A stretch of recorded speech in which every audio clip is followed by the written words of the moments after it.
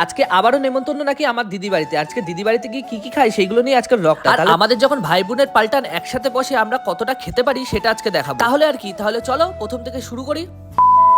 হে hello everyone, কেমন আছো সবাই? আশা করি সবাই খুব ভালো আছো। তাহলে আজকে আবার একটা চলে এসেছি নতুন নতুন ভিডিও। গত এক সপ্তাহ ধরে শুধু চলছে নেমন্তন্ন নেমন্তন্ন নেমন্তন্ন। বিয়ে বাড়ি গেল, বউ ভাত গেল, আবার গেল জন্মদিন, আবার নাকি নেমন্তন্ন আমার নিজের দিদির। তার কারণে চলে এসেছি দিদি বাড়িতে। আর তার সাথে সাথে আমার ভাগ্নে মানে আমার ছোট ভাগ্নেটাও চলে এসেছে। আর এই যে আমাদের একটু আগে যাকে দেখলে সে আমার বড় ভাগ্নে, আর এই গোলু যে সে আমার ছোট। আর এখানে এসেই দেখি দিদি চিকেনটাকে ভালো করে ম্যারিনেট করে রেখে দিয়েছে, কারণ আজকে নাকি চিকেন তন্দুর করা হবে। তার কারণে সুন্দর করে ম্যারিনেট করে রেখে দিয়েছে। তার সাথে সাথে আমি একটু হাত লাগাচ্ছি। সবাই বলে আমি নাকি চিকেন তন্দুরটা ভালো বানাই, তার কারণে ভাবলাম আমি একটু হাত লাগাই। কিছুক্ষণ বসার মধ্যে শীতকালে সন্ধ্যা যেহেতু, তার জন্য দিদি গরম গরম চা আর দই ফুচকা নিয়ে এসেছে। ও হ্যাঁ, শুধু দই ফুচকা না, তার সাথে সাথে কিন্তু জল ফুচকাও আছে, তাই আমরাও খেয়ে নিলাম জল ফুচকাটা। তাহলে চলো এবার একটু রান্নাঘরের দিকে যাই। রান্নাঘরে গিয়ে দেখি গরম গরম ঠ্যাং কষানো হচ্ছে।